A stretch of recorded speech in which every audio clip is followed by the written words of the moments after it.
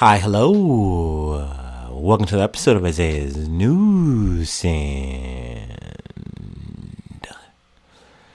it's your host, Isaiah Edwards. The date is January the 10th, 2026.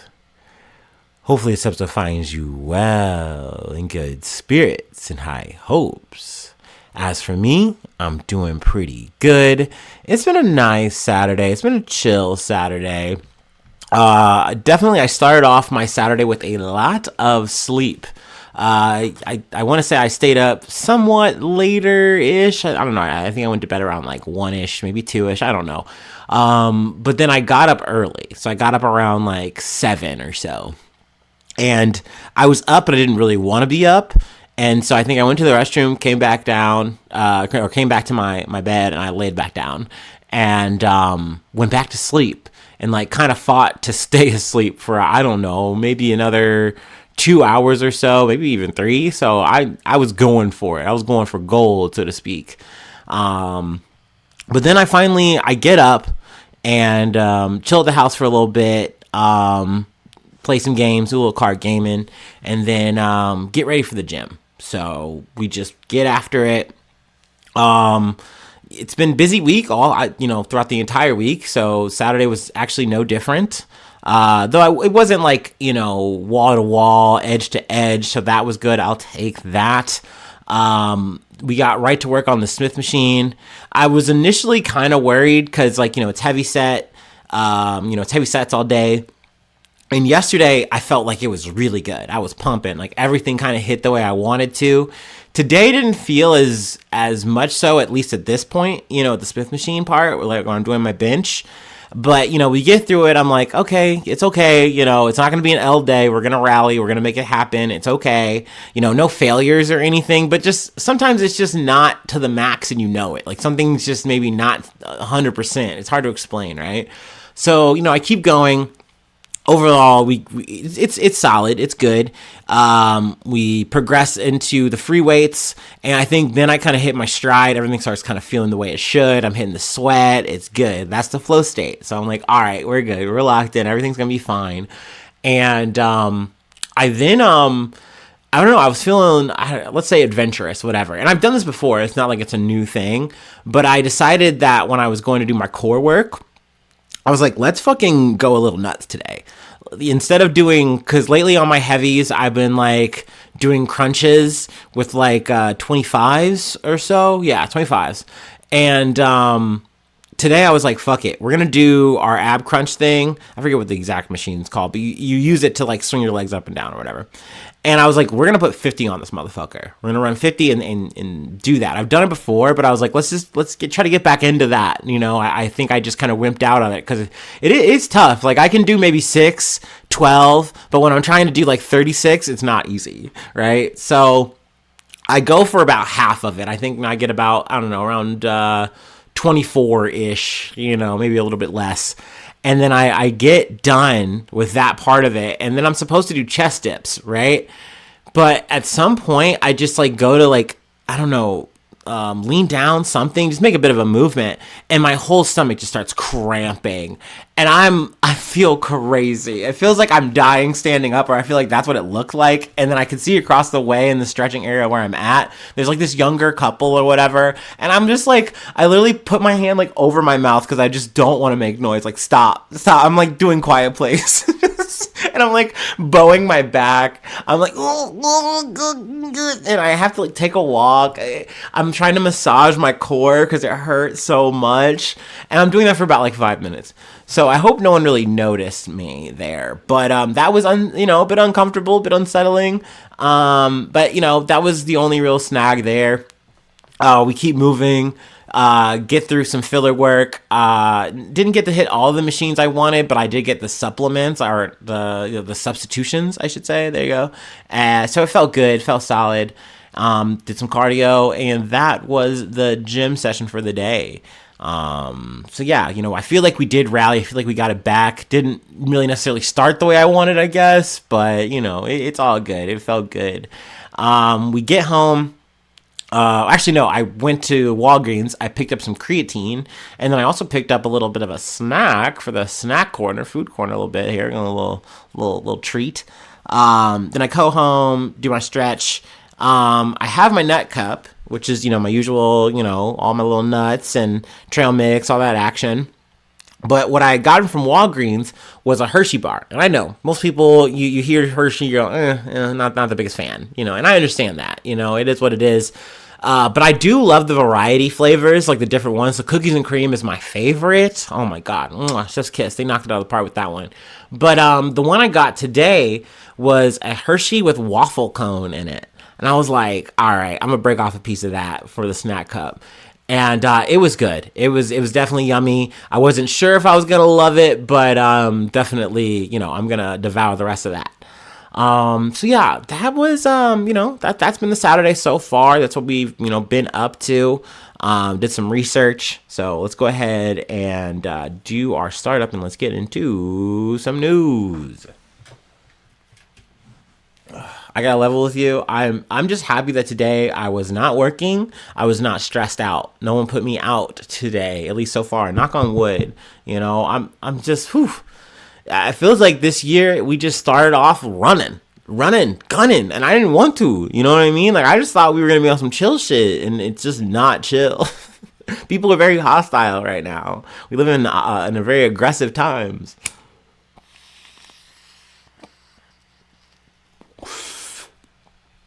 I guess myself included.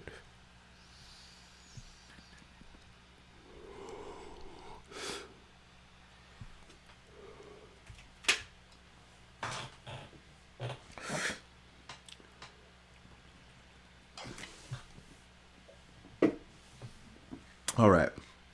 Ooh. Our first story comes from CBS News. Suspect in custody after 6 killed in spree of shootings in Mississippi.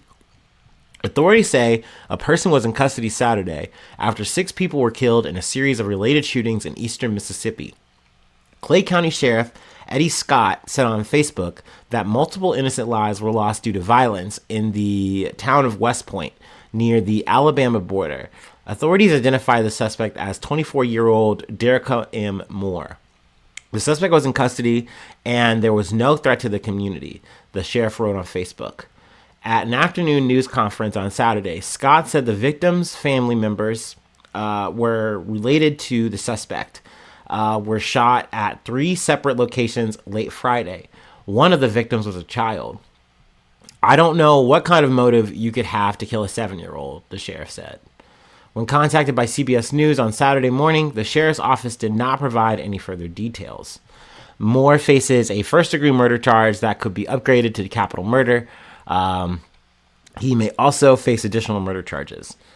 The shootings took place in the rural county of Cheddar Bluff, which is west of the county seat of West Point. So I will definitely come back to the story if I get any details on motivations on why Moore decided to do this. But, I agree with the sheriff. I don't think that we're really going to conjure or find any kind of motive that's going to make sense of a killing like this. It's really sad. It's really fucking unfortunate. And condolences to, everyone involved, all the family, any remaining family, stuff like that, But yeah, let's move on. Now, I am a bit reviled to use this reference, to use this source, but, you got to use what you got to use, and this works. From the New York Post, Philippines rescuers detect signs of life in garbage avalanche that killed 4 and left dozens missing. Rescuers detected signs of life in an avalanche of garbage that killed at least 4 workers and left more than 30 others missing Thursday in a central Philippines landfill, and plan to intensify search efforts, an official said Saturday.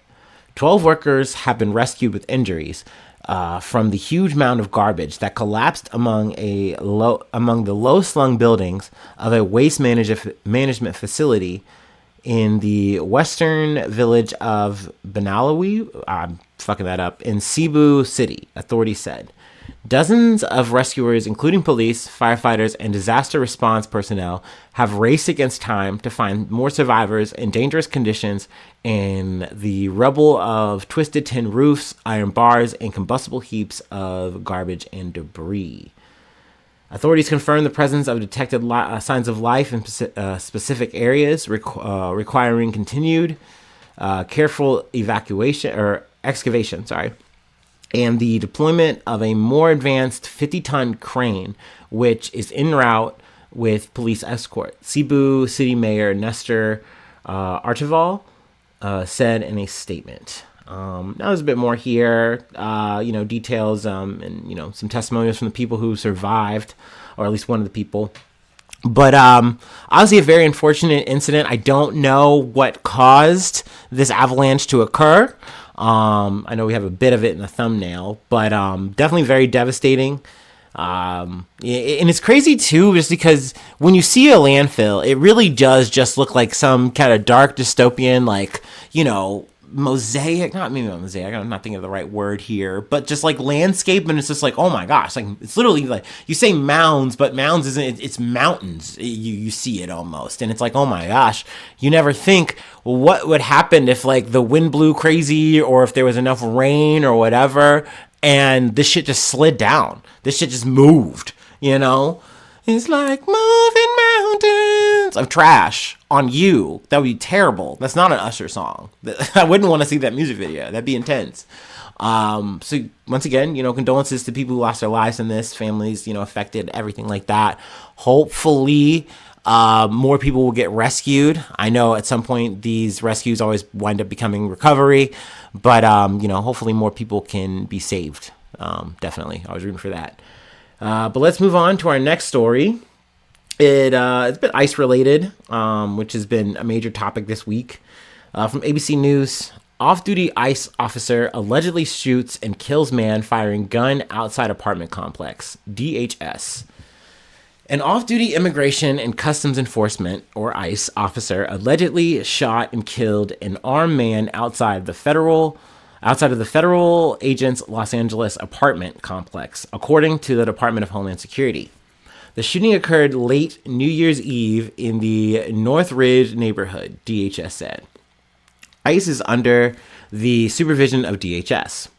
The off-duty ICE enforcement and removal operations officer was in his apartment when he heard what he suspected were multiple gunshots at approximately 10:45 p.m. local time Wednesday. DHS spokesperson Trisha McLaughlin said in a statement. As the suspected gunfire grew louder, the officer went outside with his ICE-authorized firearm and encountered a man, armed with what appeared to be a long rifle, upon rounding the corner of a building in the apartment complex, according to McLaughlin. After the ICE officer identified himself as law enforcement, the individual allegedly pointed his firearm at the officer and did not put it down when ordered, McLaughlin noted.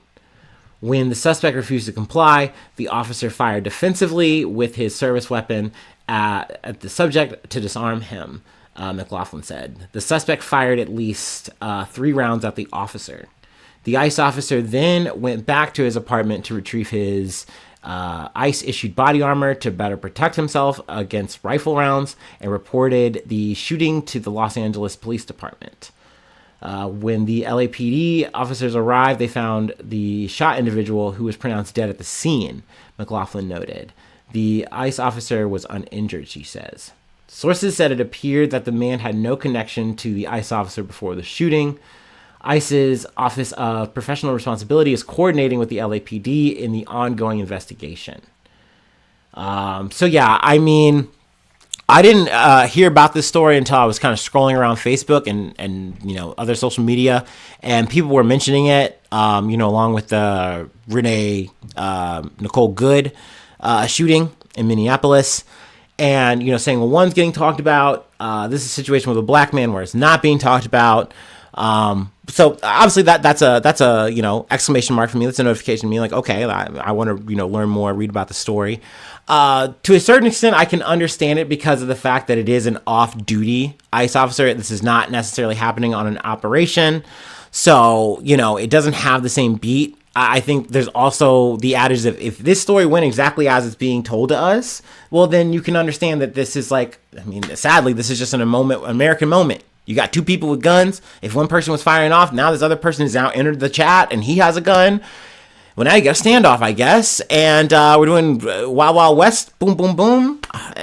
Like, once again, I would love for the system at play here to take the guns from both parties, and we don't have this issue at all. But that's just not how it's going to happen here and now, and I know that. So now, granted, it's very hard to trust the sources at play here when it's the DHS and they're over here saying, well, they weaponized the car and we got to, we executed them. That's how that goes. Or, we thought they were a gang member, so we came at them crazy. That's what happened. Sorry. That's what we're allowed to do. It is a lot of crying wolf. So when any of these kind of situations pop up, you cannot take them at their word.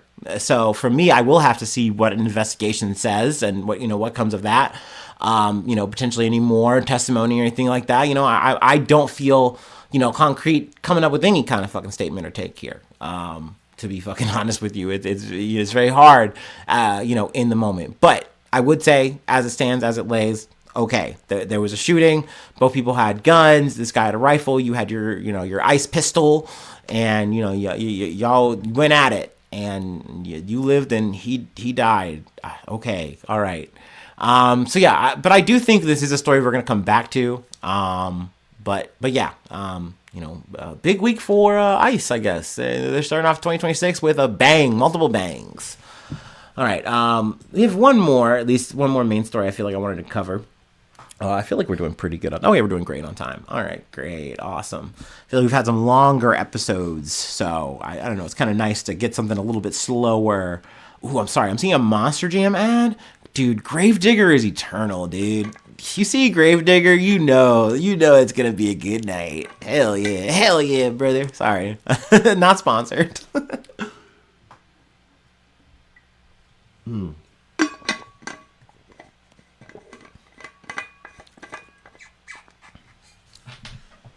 Oh.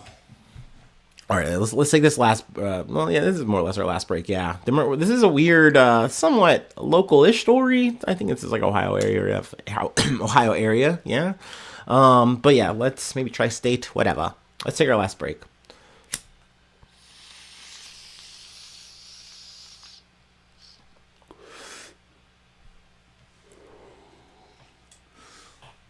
Can I tell y'all, my dear listeners? I thought I've been having.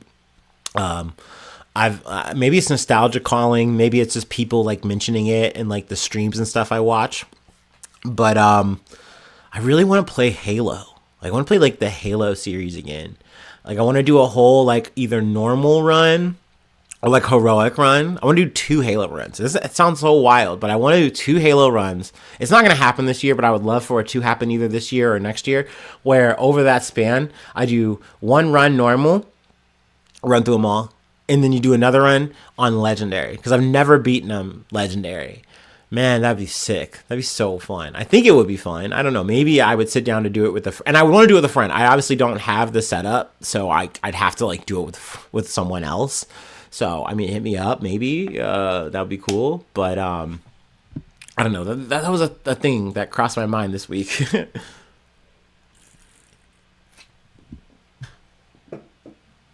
All right. Whew. From 10WBNS. Ex-husband charged with murder in connection to deaths of Wayland Park couple. A 39-year-old man is facing murder charges in connection with the deaths of a couple who were shot inside their Wayland Park home last week, according to court records. According to Franklin County Municipal Court records, Michael Mckee is charged with 2 counts of murder in the deaths of 37-year-old Spencer Tepe and 39-year-old Monique Tepe. Documents from the Franklin County of Common Pleas confirm that Mckee is Monique's ex-husband. Records say police were able to identify Mckee through neighborhood video surveillance. He was reportedly tracked to a vehicle that arrived just before the shootings and left shortly after. Detectives were able to identify the vehicle and link it to Mckee, according to court records. They later located the vehicle in Rockford, Illinois, and found evidence that Mckee had ownership of the vehicle. According to the Winnebago County Sheriff's Office website, Mckee was booked on Saturday morning. He is scheduled to appear in court on Monday. They have a statement from the Tepe family. I'm not going to read all of that, but it is very heartfelt. Let's see. They do run through a timeline. You can pretty much run through most of this. So on December 30th, Columbus police were called on a well-being check around 10 a.m. in the 1400 block of North 4th Street after coworkers and friends reported that they had not heard from the couple. Officers later found Spencer and Monique dead inside the residence. Several coworkers of Spencer, a dentist who practiced at a clinic in Athens, called 911 after he failed to show up for work and could not be reached. Callers told dispatchers the lack of contact was out of character and raised concerns that something may have happened to the family. According to 911 calls released by authorities, coworkers reported being unable to reach either Spencer or Monique, and the situation was becoming increasingly concerning. Police initially checked the home but did not see anything suspicious. Additional 911 calls were made as coworkers and friends gathered at the house, reporting they could hear children inside but were unable to get anyone to answer the door. That would be so, one, surreal, two, scary, and then sad. Like, oh my gosh, like you're like, something's wrong here. Something's very wrong. And everyone wants to be like, is it what I think? And you're like, no way. Maybe they're just like, they just didn't tell us something. Maybe it's spontaneous. No, like it can't be. And then it is. So, investigators said no weapon was found at the scene and there were no signs of forced entry. According to a Columbus police report, detectives found spent 9mm shell casings at the scene. January 2nd. Columbus police began seeking the public's help, asking that anyone who may have anyone who may have video, photos, or any other digital evidence related to the incident to submit it using a specialized QR code. That's one of those future is now moments to me. Like, yeah, send your evidence here. Bloop. The area in question ranged from Summit Street to North Grant Avenue and East 7th Avenue to East 11th Avenue. The initial time frame police were interested in was midnight to 9 a.m. on December 30th.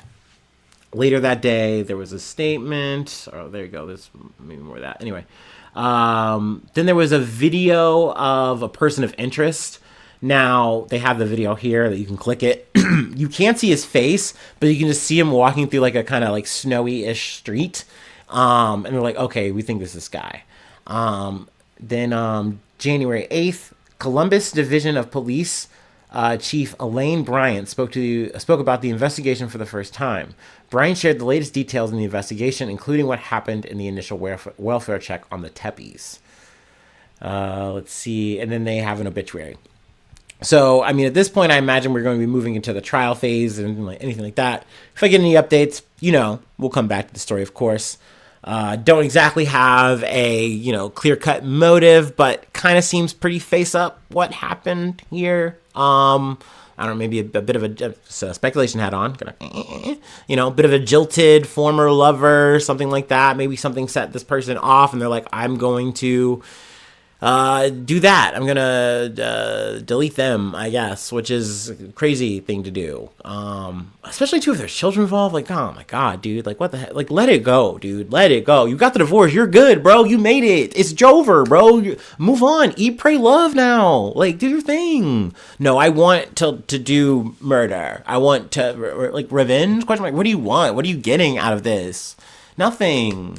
Now you're going to go to jail. Now your life's over too. Like, what a fucking loser. Chud-ass fucking behavior. Worse. So yeah. Fucking tomato town for that guy, of course. But yeah. That really is everything I really wanted to cover for today. There was a bit of a side story that I wanted to kind of kick around. I was like, should I save it for tomorrow? And I'm like, dude, we've had such depressing vibes at the start of this month. And like this week was like just so much bullshit. And like technically the story that I really wanted to cover, which is just more panda diplomacy, but it's between Japan and China. Technically that's a bummer story because Japan's losing its only like two pandas. They're twins, Zhao Zhao and Lele, I think, or it might be Lele, but I think it's Lele. But essentially, Sine Takaishi, she's been talking shit she's been saying shit left and right about China. She wants the beef. She wants the smoke. And they're like, okay, dude, fine. We're going to fuck with you too then. And it's in little slight ways. It's little indirect ways. And part of it is like, yeah, your lease is up with these pandas. And, oh, do you want to renew it? Nah, we'll think about it, but we're going to fucking take them back first, actually. So, yeah, put them in the truck, put them in the plane. Which is so sad. It's such a bummer. Like, apparently there was like long, like queues to see the pandas, and like you had to like, you could only see them for like so many minutes because they wanted to like make sure it was an orderly procession, and people were so bummed because they're gonna miss them. I mean, we've seen it literally play out in America, you know, the UK. Like they are running this shit. The soft power, who's got the soft power right now is China, bro. We have given it up. Like with our mask off approach now, we are going like Punisher style. You know what I mean? Like we got our guns out. We got our gunboats. We are flexing as much as we can because that's all we have. We're just in barbarian mode. Whereas like shit, you can say it's silk slippers or whatever the fuck Dan Carlin would say about this, but like China is kind of flexing in all kinds of fronts here. You know what I mean? Granted, they did have their wolf warrior diplomacy era, I don't know what, a few years ago. They still do that shit too. But like, you know, we're also still doing diplomacy. We're also still doing loans and aid and all that fucking other shit. You know what I mean? So maybe that's lending to why I'm feeling more China coded, more China pilled. You know what I mean? It's not the NYE hack. Okay, that didn't happen. All right, we don't talk about that. But no, that's it. That's all I really have for today. I have my toolie in my hands. I guess I'll go ahead and just use that.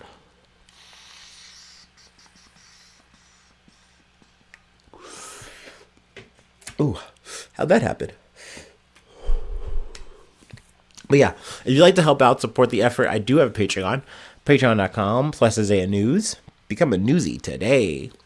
Free ways to hit me up, IsaiahNews1@gmail.com. Feel free to follow me or the podcast on any of the socials. Subscribe to the YouTube, follow on TikTok, follow on Spotify, follow on Apple Podcasts, wherever you like to listen. Leave a like, leave a cool comment. Sharing is always caring. 5 stars on Spotify, 5 stars on Apple Podcasts are always appreciated. But if you don't do any of that, that's totally cool. I really just appreciate letting me hang out and yap about my day, about some news. It's always dope. So thanks so much for tuning in. Thanks so much for being a friend. And hopefully I see you soon for some more good news. I love ya. Bye-bye. Mwah.